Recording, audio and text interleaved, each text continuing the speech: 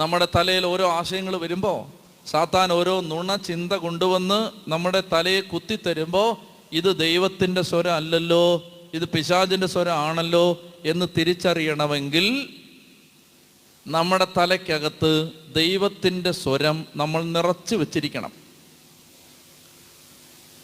ദൈവം സംസാരിക്കുന്നത് നമുക്ക് പരിചയം ഉണ്ടാവണം.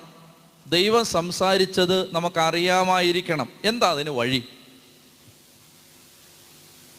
ദൈവത്തിൻ്റെ സ്വരം കേൾക്കണോ? നിങ്ങൾക്ക് കൈവക്ക്. ദൈവത്തിൻ്റെ സ്വരം കേൾക്കണോ? കേൾക്കണം. കയ്യാത്തിട്ടെ. ദൈവത്തിൻ്റെ സ്വരം കേൾക്കണമെങ്കിൽ ദൈവമാണ് ദൈവം സംസാരിക്കും. ഓരോ സന്ദർഭങ്ങളിലും സാഹചര്യങ്ങളിലും എന്ത് ചെയ്യണമെന്ന് ദൈവം സംസാരിച്ച് ദൈവം പറഞ്ഞു തരും. ദൈവം പറഞ്ഞു തരും. 100 വട്ടം, 100 അല്ല 101 വട്ടം ഉറപ്പ് ദൈവം പറഞ്ഞു തരും. ഇത് ഇപ്പം ചെയ്യണ്ട, ഈ വഴിക്ക് ഇപ്പോൾ പോകണ്ട, ഇങ്ങനെ ഇപ്പോൾ ചെയ്യണ്ട, ഈ കാര്യം ഇങ്ങനെ ക്രമീകരിക്കേണ്ട,